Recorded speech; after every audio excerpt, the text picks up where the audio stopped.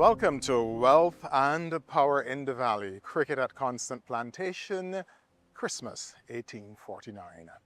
Now, today Barbados is known across the world as a cradle of cricketing greatness.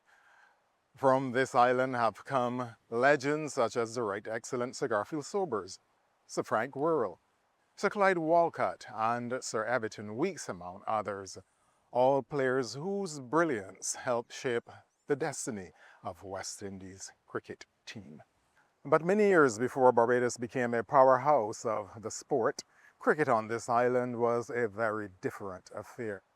Our story takes us back more than a century and a half to a quiet cane field here at Constant Plantation in the parish of St. George, Barbados.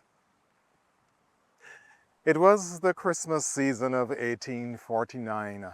On December the 26th, two teams of gentlemen assembled on a field better known for growing sugarcane than for sporting contest. One team called itself the City, the other was the St. Michael Club. The match was advertised in the local press as the sport of wicket and ball. 3 days later, the island's newspaper, the Barbadian, reported on what had become a memorable holiday event. The match itself was less about fierce competition and more about festive celebration.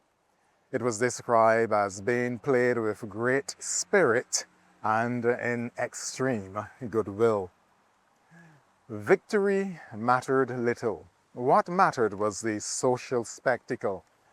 The owner of Constant Plantation, Charles Plantation, who also served as the Controller of Customs, generously opened his estate for the event. He arranged tents for guests and spared little effort in welcoming players and spectators. Beneath those tents assembled what the newspaper described as a large and highly respectable company of ladies and gentlemen. There were the island's elite planters, merchants, and military officers watching the match unfolding while enjoying the social atmosphere of the day. When the game ended, the St. Michael Club had defeated the City, but the announcement of the result was not the most important segment of the story. For just beyond the comfortable tents and shaded seating stood another audience. Young black Barbadians, laborers, domestic workers, and field hands from Constant Plantation and neighboring estates. Unfortunately, their presence was not recorded in the official description of the day. Yet history tells us that they were almost certainly there. Yes, watching, observing, and learning. From the margins of the cricket field or from beyond the boundaries, these young men studied the movement of the bat and the ball. They watched how the bowlers ran in, how the batsmen defended their wickets, and how the fielders moved across the grass. What the elite saw as a leisurely holiday pastime, others saw as something very different. They saw possibilities.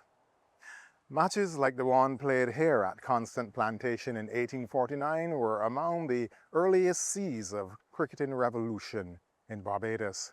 Within a few decades, the descendants of those spectators were not merely playing the game, they were transforming it. They turned cricket into an art form, one defined by skill, discipline, and extraordinary brilliance. And so, among the cane fields here at Constant Plantation in 1849, many years before packed stadia and international fame, the story of Barbadian cricket was quietly unfolding. A game played for holiday amusement by a handful of gentlemen was being watched closely by others who later mastered it and carried Barbados to the very summit of world cricket.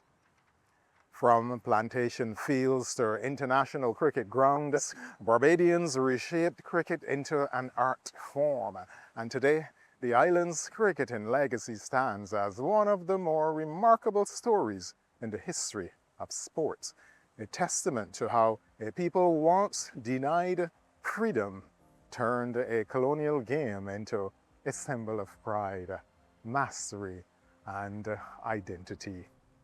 Wealth and power in the valley, the story of cricket here in Constant Plantation in 1849. I'm Sherwood McCaskey.